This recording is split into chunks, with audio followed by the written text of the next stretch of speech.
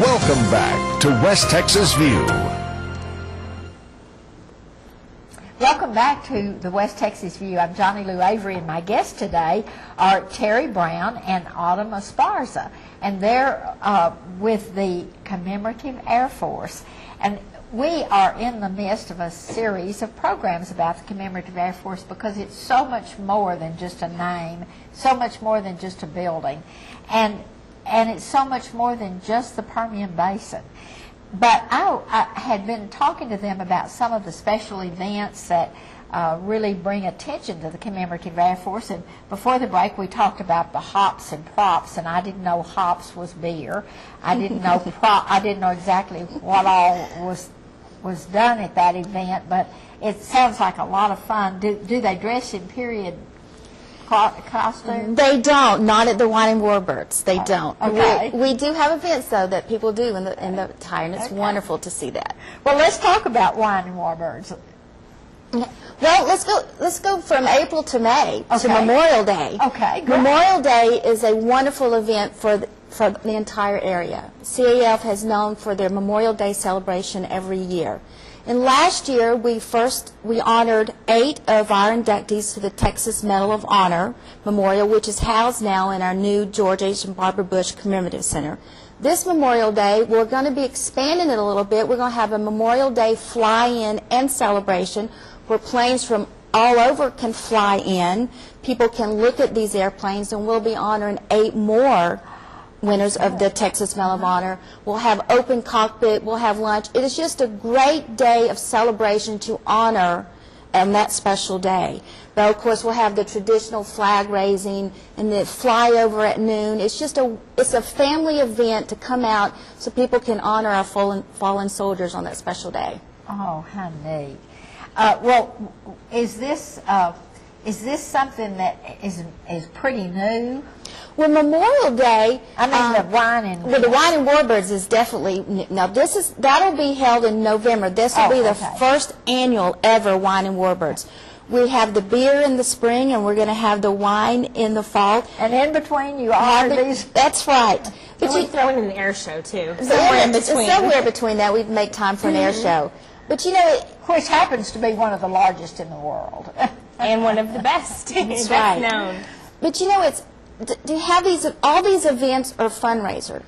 These are fundraisers that's going to keep our mission alive, keep the education alive, and keep our airplanes alive. This is why we hold, because for a long time, the air show is still our largest fundraiser, but it was our only fundraiser. But now we've expanded it out to get people out and to find out what we're all about a little bit more, to find out that they can use the same building that I hold Hops and Pops in for one of their own personal events. That's great. That's a great point, because I've gone to a lot of events out there, and almost invariably I hear, I didn't know we could use this, and so it's really, really important.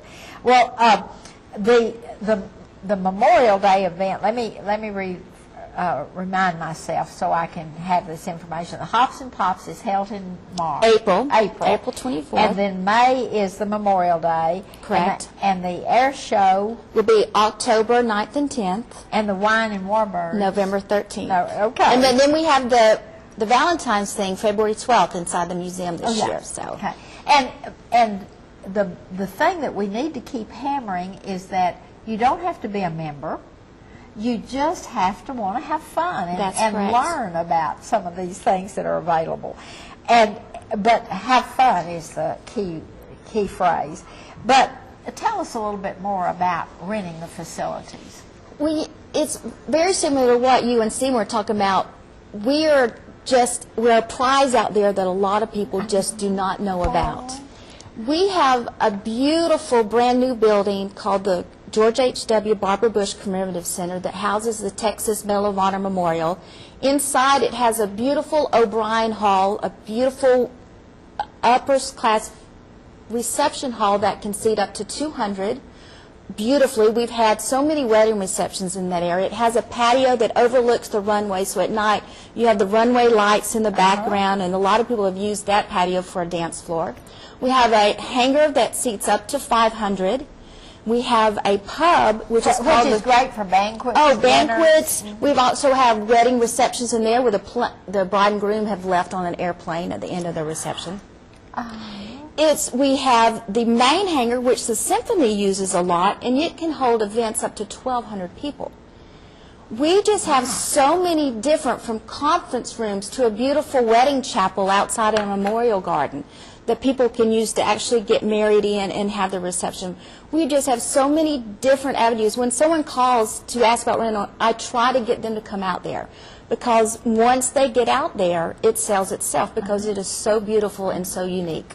And you just can't, you've got to see it to understand the configuration, because it may change your mind completely. Absolutely. I was involved with an organization that had a dinner, and they wanted the planes and to have the dinner tables arranged around the planes in the hangar. And so that was a different, unique thing.